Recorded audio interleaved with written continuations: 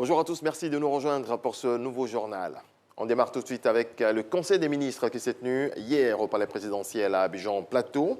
Au menu de cette séance de travail, la lutte contre la désertification, la 5e édition du Salon du Livre pour enfants et adolescents et le corps diplomatique, ainsi que les statuts de la fonction publique. Sur le sujet, le gouvernement a décidé de la mise en place d'un nouveau dispositif qui redéfinit les concepts d'emploi, de grade et de fonction et garantit un traitement équitable de tous les agents publics en termes de mobilité professionnelle, de profil de carrière et d'avantages liés à la fonction publique. La situation des 46 soldats détenus au Mali a également été abordée.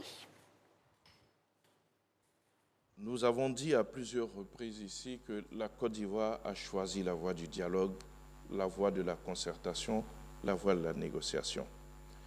Et au cours des comptes rendus du Conseil des ministres, nous avons même appelé donc, nos concitoyens à la patience, et notamment les familles des victimes, à la patience et à avoir confiance au chef de l'État. Quand vous choisissez la voie du dialogue, quand vous choisissez la voie de la négociation, vous vous inscrivez d'une certaine façon en même temps dans la gestion du temps.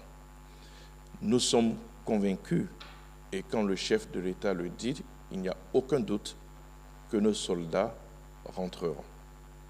Je l'ai évoqué ici, lorsque un pays, dans la vision de son président, s'est battu pour que certains de ses compatriotes qui s'étaient auto-exilés rentrent et rentrent tous, il n'y a pas de raison que ce pays ne déploie pas la même énergie, et sinon plus encore, pour que ces enfants qu'il a envoyés en mission ne rentrent. Donc la Côte d'Ivoire utilisera tous les moyens de la concertation, de la discussion, parce que c'est la voie qu'elle a choisie, qui sont à sa disposition pour que nos soldats rentrent. C'est long, c'est difficile, mais les familles sont en contact avec le ministère d'État, le ministère de la Défense, qui leur donne régulièrement donc des informations sur le moral de nos soldats qui sont détenus au Mali. Autre volet de l'actualité, l'ONESI veut accroître le taux de déclaration des faits d'état civil. L'Office national d'identification en Côte d'Ivoire vient de lancer la stratégie nationale de l'état civil et de l'identification. Que comprend justement cette stratégie, Sidonie Davila? Un enfant sur 3 de moins de 17 ans en Côte d'Ivoire n'est pas déclaré à l'état civil, confirment les données de l'ONESI. Pour améliorer le taux des faits d'état déclarés, l'Office national de l'état civil mise sur une communication plus accrue qui identifie 9 axes stratégiques d'intervention. L'ONESI a décidé très rapidement de s'attaquer aux véritables problèmes qui fondent la question de l'identification en Côte d'Ivoire et qui va permettre de construire rapidement le RNPP. Une communication dont la phase de mise en œuvre est marquée par le lancement ce mardi de toute la stratégie déployée sur le terrain par les agents de l'ONESI. L'Union européenne apporte son appui à la stratégie nationale de l'état civil et de l'identification. Il nous importe d'accompagner les politiques de l'État ivoirien en faveur d'un développement inclusif et durable. C'est donc tout le sens du soutien qu'apporte l'Union européenne au projet d'appui à la mise en œuvre de la stratégie nationale de l'état civil et de l'identification de Côte d'Ivoire qui nous réunit aujourd'hui. Cette stratégie nationale qui permet de mieux structurer et coordonner les différentes actions ou supports de communication implique fortement les e-services. Cette digitalisation va permettre d'avoir les actes d'état civil numérisés. Et sur cela, on va développer des services électroniques qu'on appelle les e-services.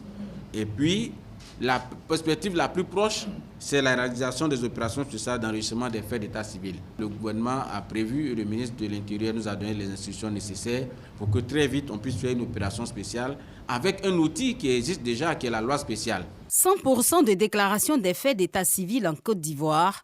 L'ONESI en appelle à la contribution de tous, y compris celle des médias en particulier. Dans le reste de l'actualité, la vague rouge n'a pas eu lieu aux États-Unis. Les démocrates ont mieux résisté qu'annoncé par les sondages aux élections de mi-mandat du 8 novembre dernier. Les républicains sont en passe de l'emporter à la Chambre des représentants, mais d'une courte tête, 2 sièges de plus que leurs adversaires, selon les projections de la chaîne NBC. Au Sénat, il faudra sans doute encore plusieurs jours avant de pouvoir déterminer si les démocrates conservent ou non leur très mince majorité.